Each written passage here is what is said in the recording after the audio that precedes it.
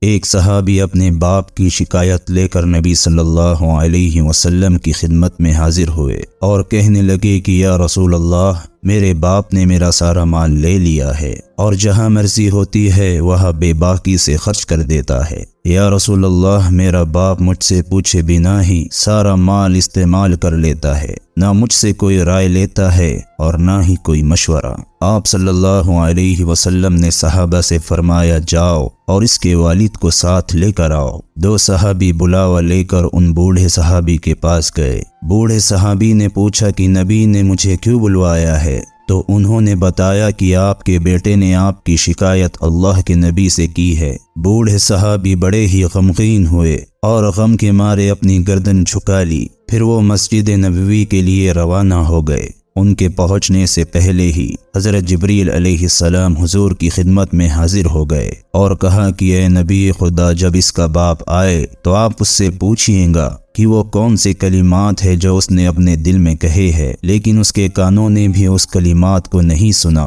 جب وہ بوڑھے صحابی وہاں پہنچے تو آپ صلی اللہ علیہ وسلم نے ان سے کہا کہ کیا بات ہے؟ آپ کا بیٹا آپ کی شکایت کرتا ہے کہ آپ اس کا مال چھین لینا چاہتے ہیں۔ تو ان بوڑھے صحابی نے کہا، اے اللہ کے سچے رسول، آپ اسی سے یہ سوال فرمائے کہ میں اس کی پھوپھی، اس کی ماں اور اپنی ذات کے سوا کہاں خرچ کرتا ہوں۔ بوڑھے باپ کی یہ بات سن کر آپ صلی اللہ علیہ وسلم نے فرمایا، بس مجھے ساری حقیقت معلوم ہو گئی، اب کچھ کہنے سننے کی ضرورت نہیں ہے۔ اس کے بعد آپ صلی اللہ علیہ وسلم نے بوڑھے باپ سے کہا کہ اللہ پوچھتے ہیں کہ وہ کلمات کیا ہے جو تم نے اپنے دل میں کہے پر اسے تمہارے کانوں نے بھی نہیں سنا۔ یہ سن کر بوڑھے صحابی کے آنکھوں میں آنسو آ گئے اور وہ روتے ہوئے کہنے لگے کہ یا رسول اللہ، قربان جاؤ آپ پر اور آپ کے رب پر، ہر معاملے میں اللہ تعالیٰ آپ پر ہمارا ایمان اور یقین بڑھا دیتا ہے۔ جو بات کسی نے نہیں سنی اس کی بھی آپ کو اطلاع ہو گئی، یقیناً یہ آپ کا سچا معجزہ ہے۔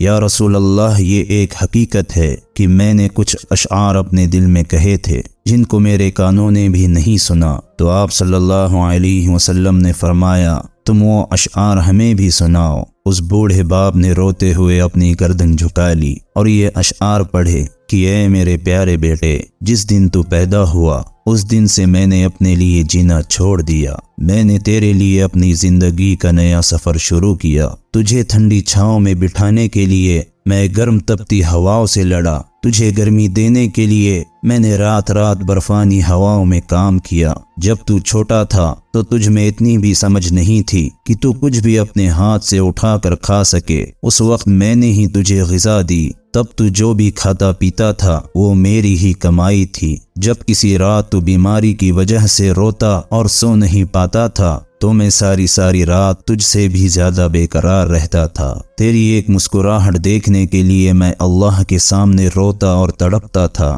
اور ساری رات تیرے سرہانے بیٹھے تڑپتی نظروں سے تجھے دیکھتے دیکھتے گزار دیتا تھا، گویا کہ تیری بیماری مجھے لگی ہو تجھے نہیں۔ ایک دن ہر کسی کو موت آنا مقرر ہے۔ مجھے پتا تھا کسی کی بھی موت اپنے وقت سے ذرا سی بھی ادھر ادھر نہیں ہو سکتی، پر پھر بھی میرا دل تیری ہلاکت سے ڈرتا تھا۔ یہ خیال بار بار مجھے رلاتا تھا کہ کہیں تو مجھ سے جدا نہ ہو جائے۔ میں نے ساری جوانی تیرے خاطر قربان کر دی۔ میں خود بھوکا رہا پر تجھے کھلایا، میں جاگتا رہا اور تجھے سلایا۔ میں نے اپنی ہڈیوں کا رس تیری ہڈیوں میں اتارا۔ میں بوڑھا ہوتا گیا اور تو پروان چڑھتا گیا۔ بڑھاپے نے میری کمر جھکا دی اور جوانی نے تیری کمر اٹھا دی۔ میرے بدن سے جان نکلتی گئی اور تیرا بدن مضبوط ہوتا گیا۔ جب میں بڑھاپے کی وجہ سے لڑکھڑانے لگا تب تو اپنی جوانی اور طاقت کی وجہ سے اترانے لگا۔ تو مجھے یہ خیال آیا کہ جیسے میں تیرے لیے دھکے کھاتا تھا، تیری زندگی کی دعائیں مانگتا تھا، تیرے لیے روتا تڑپتا اور کڑتا تھا، تیرے لیے ہر وقت سہارا بنتا تھا، ویسے ہی آج تو میرا سہارا بنے گا۔ میرے بیٹے، پھر تجھ میں جوانی کی لہر دوڑی اور مجھے بڑھاپے نے کھا لیا۔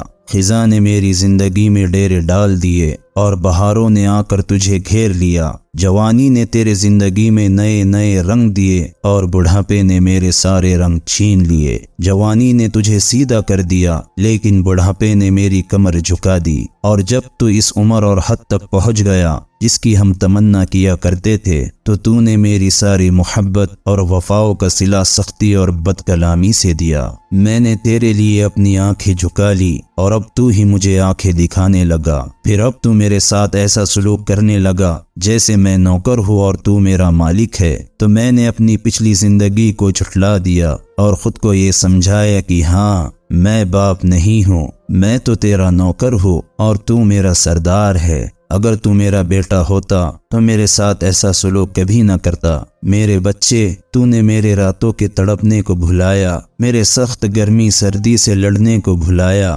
جانوروں کی طرح تیرے لیے کی ہوئی محنت کو بھلایا۔ میں نے اپنے سینے کو تیرے لیے قبرستان بنایا۔ میں نے تیری خاطر اپنی خوشیوں کو، اپنے احساس، اپنے جذبات، اپنی خواہشات کو اپنے سینے میں ہی دفن کر دیا، اور آج تو مجھ سے ایسے بات کرتا ہے جیسے میں تیرا غلام ہوں اور تو میرا آقا۔ اگر تجھ سے میرے باپ ہونے کا حق بھی ادا نہیں ہو رہا تھا تو اے میرے بیٹے، کاش تو مجھے کم از کم پڑوسی کا حق تو دے دیتا، کہ لوگ پڑوسی سے حال تو پوچھ ہی لیا کرتے ہیں۔ تجھ سے یہ بھی نہ ہوا کہ میرا حال ہی پوچھ لیتا اور اپنے مال میں میرے لیے بخل سے کام نہ لیتا۔ بوڑھے باپ نے یہ درد بھرے اشعار کہے اور روتے ہوئے اپنی گردن کو اٹھایا تو دیکھا کہ اللہ کے نبی زار و قطار رو رہے تھے۔ آپ اتنا پھوٹ پھوٹ کر روئے کہ آپ کی داڑھی مبارک آنسوؤں سے تر ہو گئی۔ حضور غصے سے اٹھے اور بیٹے کا گریبان پکڑ کر جھٹکا دیا اور کہا، اٹھ جا، تو اپنے باپ کے خلاف مقدمہ کرتا ہے،